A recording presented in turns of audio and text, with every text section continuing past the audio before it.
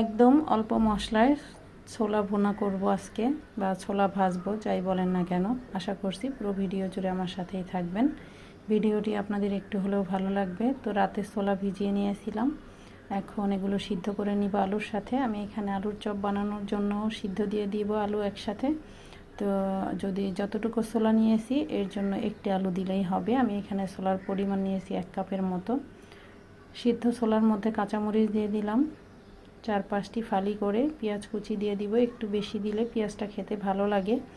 তো এখানে প্রায় 1/3 কাপের মতো দিয়েছি, লবণ স্বাদ মতো, আর 1/4 চা চামচের মতো হলুদের গুঁড়া দিয়েছি। এখন এখানে একটি আলু চটকে নিলে যতটুকু হয় বড় সাইজের অতটুকু চটকানো আলু দিয়ে দিলাম। আর এখন এখানে পুদিনা পাতা দিয়ে দিব। আর আমি এই যে একটি পুদিনা পাতা গাছ লাগিয়েছি, গাছগুলো কিন্তু বেশ ভালো হয়েছে। এখন আমি এখান থেকেই কিছু পুদিনা পাতা কেটে নিব।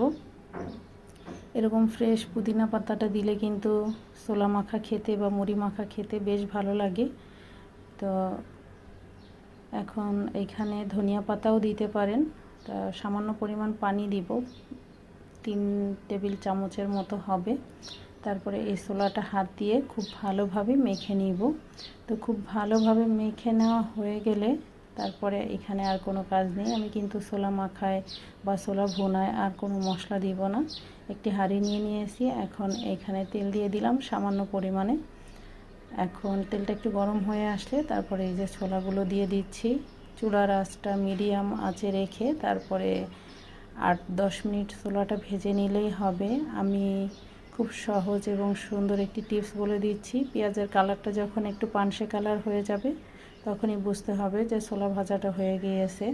আমার কাছে যত ধরনের ছোলা মাখাই আমরা করে থাকি না কেন, আদা রসুন দিয়ে জিরার গুঁড়া, মশলা, শাহি জিরা যাই বলেন না কেন, আমার কাছে সব থেকে বেশি ভালো লাগে এই ছোলা মাখাটা বা এই ছোলা ভাজাটা খেতে।